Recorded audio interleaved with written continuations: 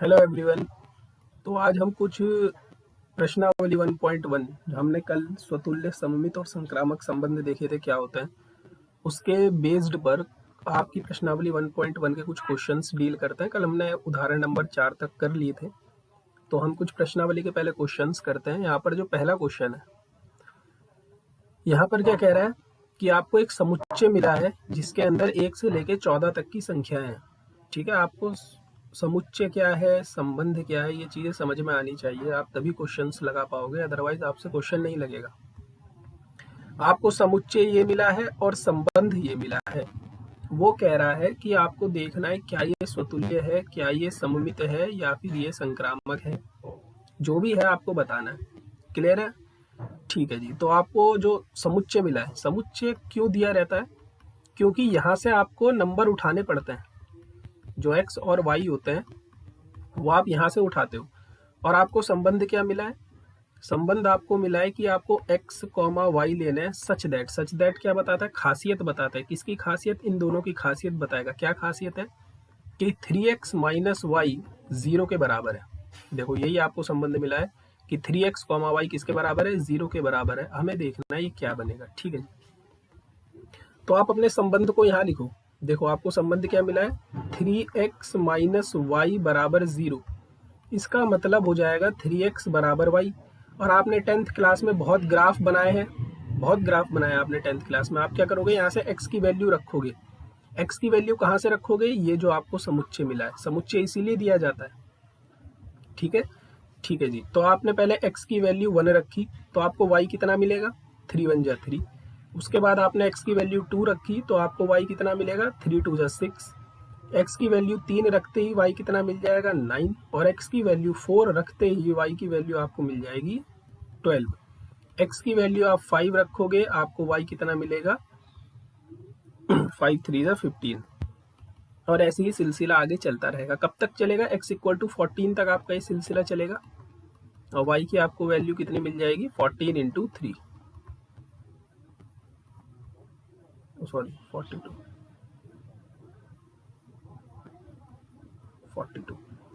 लेकिन अगर आप एक चीज ध्यान से देख पा रहे हो तो देखो, यहाँ पर आपके ज्यादा से ज्यादा 14 तक अवयव आ सकते हैं। 1 से लेकर 14 तक की ही प्राकृतिक संख्याएं हैं यहाँ पर। 12 के बाद जितनी भी प्राकृतिक संख्याएं हैं, ये सारी की सारी प्राकृतिक संख्याएं आपकी क्या है? 14 से बड़ी है। इसका मतलब ये तो आ नहीं सकती, ये तो संभव ही नहीं है आना। यानी कि x की वैल्यू 5 संभव नहीं है, 6 संभव नहीं है, ऐसे ही करके 14 तक संभव नहीं है, क्योंकि इनके लिए y की वैल्यू आपको 14 से बड़ी मिल रही है।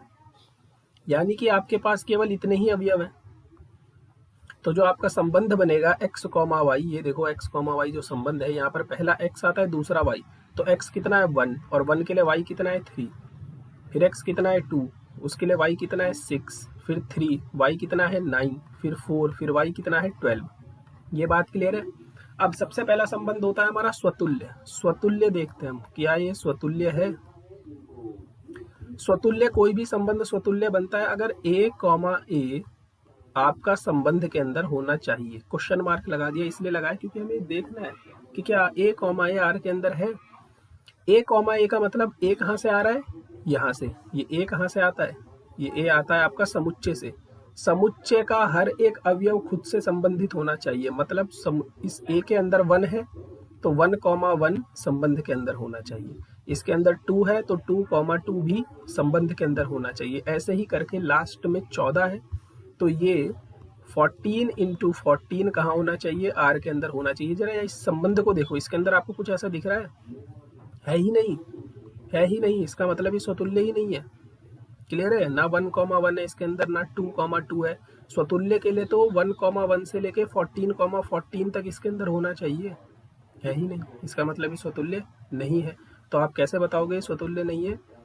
हम लिखेंगे यहाँ 1, 1 r मतलब संबंध के अंदर नहीं है, अतः यह स्वतुल्य नहीं है। ठीक है जी, ये स्वतुल्य नहीं है। स्वतुल्य के बाद हम देखते हैं सममित। अच्छा जी, सममित के लिए क्या होता है कि अगर a, b आपका संबंध के अंदर है तो क्या बी कॉमा ए आपका संबंध के अंदर होगा? यहाँ क्वेश्चन मार्क लगा देते हैं क्योंकि हमें देखना है। ठीक है जी, देखो 2,6 आपका संबंध के अंदर है। इसका उल्टा कर दो, क्या 6,2 संबंध के अंदर है? बिल्कुल भी नहीं है। कहाँ दिख रहा है 6,2? नहीं है। ऐसे ही 1,3 संबंध के अंदर है, 3,1 संबंध के अंदर नहीं है। 3,9 संबंध के अंदर है, 9,3 संबंध के अंदर नहीं है। इसका मतलब यह सममित भी नहीं है, यह सममित नहीं है। क्लियर है? उसके बाद आता है आपका लास्ट संक्रामक। संक्रामक में हम क्या देखते हैं कि अगर a, b आपका संबंध के अंदर है और b, c भी आपका संबंध के अंदर है तो क्या a, c आपका संबंध के अंदर होगा? ये हमें देखना है। तो देखो 1,3 आपका संबंध के अंदर है। क्लियर है?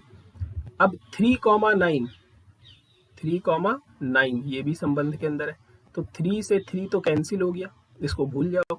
यानी कि 1,9 भी कहाँ होना चाहिए? संबंध के अंदर। क्या है 1,9 दिख रहा है आपको? नहीं है ना। इसका मतलब ये संक्रामक भी नहीं है। तो ना ये स्वतुल्य है, ना ही ये सममित है और ना ही ये संक्रामक है। ठीक है जी, नेक्स्ट देखते हैं। नेक्स्ट क्वेश्चन क्या है आपका? नेक्स्ट कह रहा है प्राकृतिक संख्याओं के समुच्चय में। तो सबसे पहले तो प्राकृतिक संख्याओं का समुच्चय क्या होता है? 1 से शुरू होता है, 1, 2, 3 और ऐसे ही आगे बढ़ता रहता है। ठीक है जी।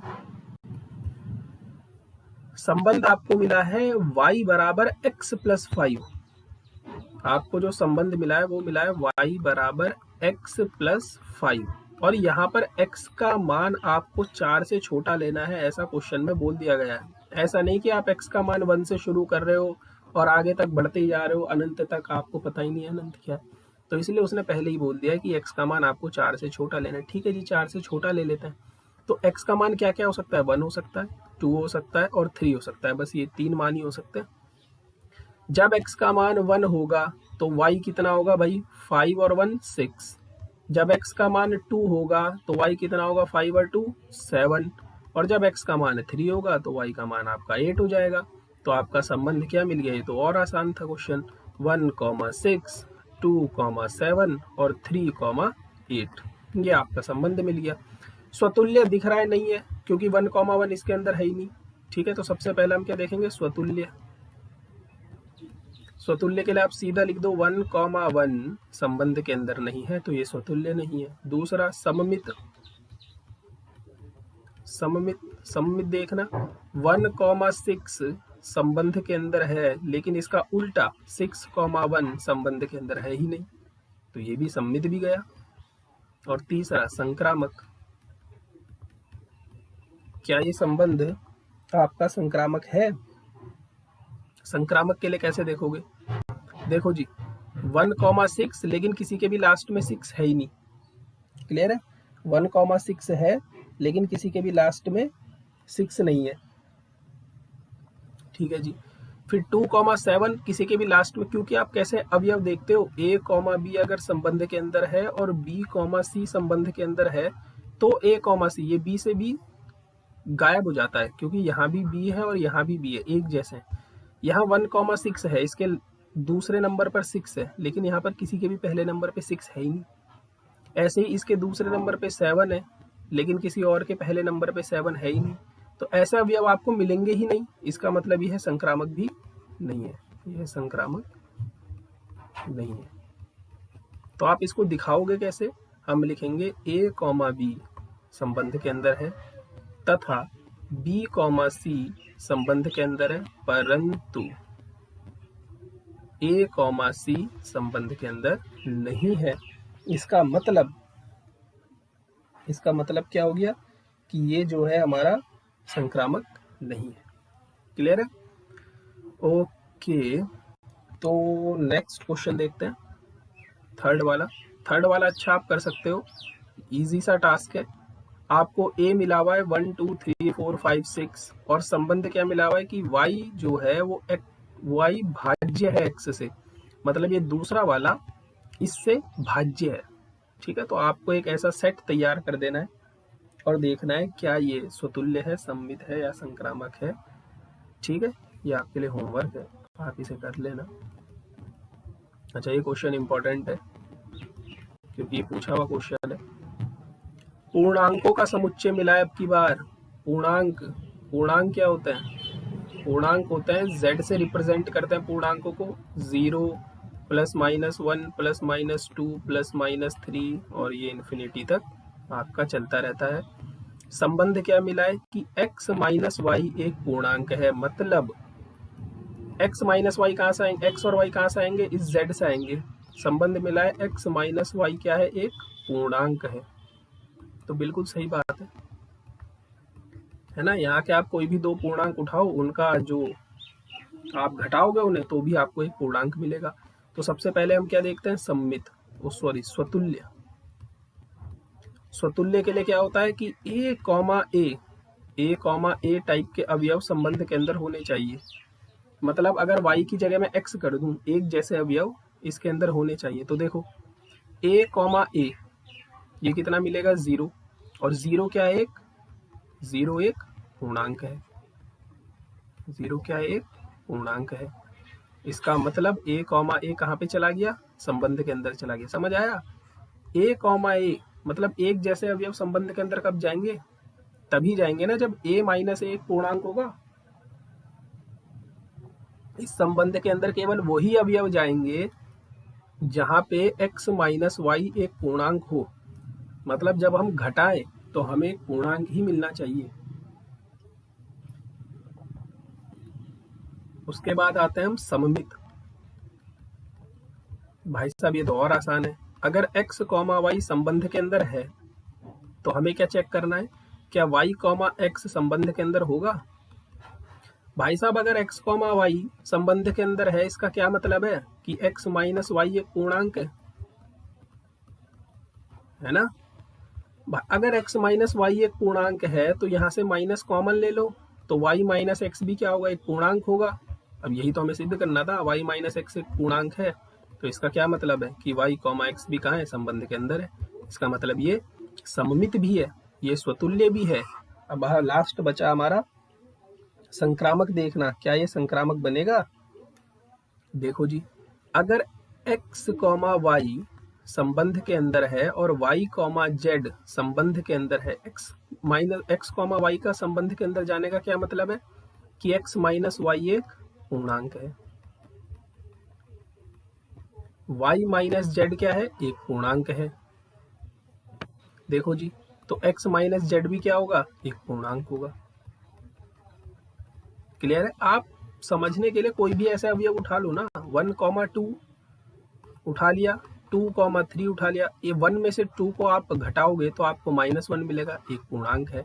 इसमें से इसको घटाओगे -1 मिलेगा, एक पूर्णांक है। जब 1 में से 3 को घटाओगे -2 मिलेगा, ये भी एक पूर्णांक है। तो यस, ये स्वतुल्य भी है, सममित भी है और संक्रामक भी है। और जो तीनों बन जाते हैं ऐसे संबंध को हम क्या कहते हैं, तुल्यता संबंध। अतः R एक तुल्यता संबंध है। क्या है, तुल्यता संबंध है। Hope you like it. See you soon, bye bye.